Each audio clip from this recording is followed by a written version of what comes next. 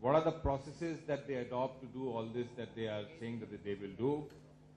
They have developed an in-house database of personal information, location of voting adults, and they use it even in some particular case to promote rioting in particular cases.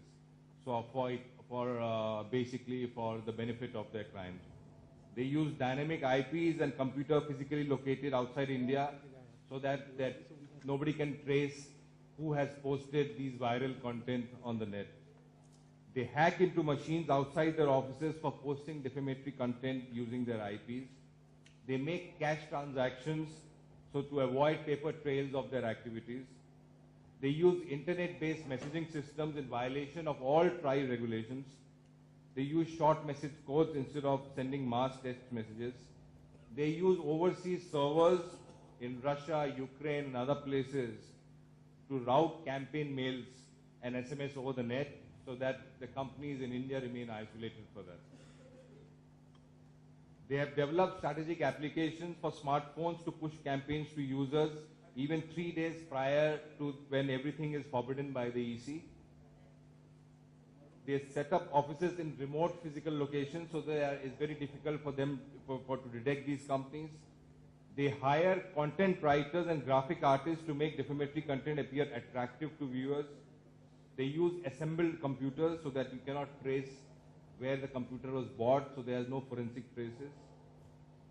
They often have arrangement in NRI countries such as the Philippines, etc. to do the job. They employ IT professionals from IT companies in Bangalore, etc. to do it.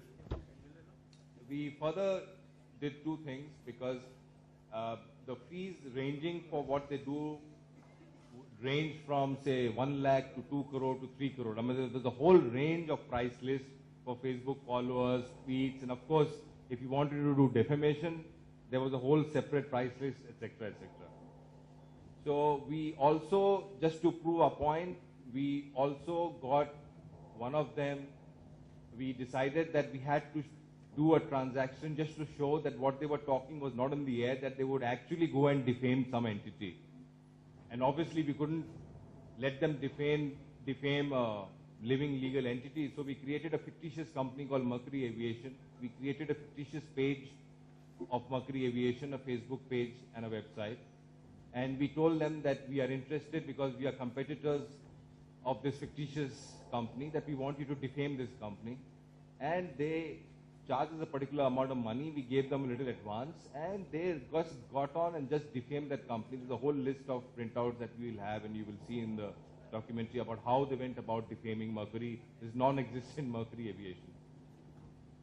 There was also a deal that I said that we let us sort of, not just one, let us also go and see if they are willing to defame me personally, just because I could not sort of say that go and defame somebody X, Y, and Z. And they were just willing to defame me as well for a particular price. I didn't go ahead because they were asking for money, and we being a non-profit organization, we don't have that kind of money to throw around. The laws flouted. I mean, at one count, we thought nearly 26 sections were being flouted. The People's Representative Act, the IT Act, I mean, regulation, the Election Commission guidelines, I mean, you name it, and they are sort of violating all those things. Just to give you a brief sort of other flavor, that a lot of these companies, which are, I mean, all of them agreed to defame for a fee. Anybody, this is a virtual Sipadi for you.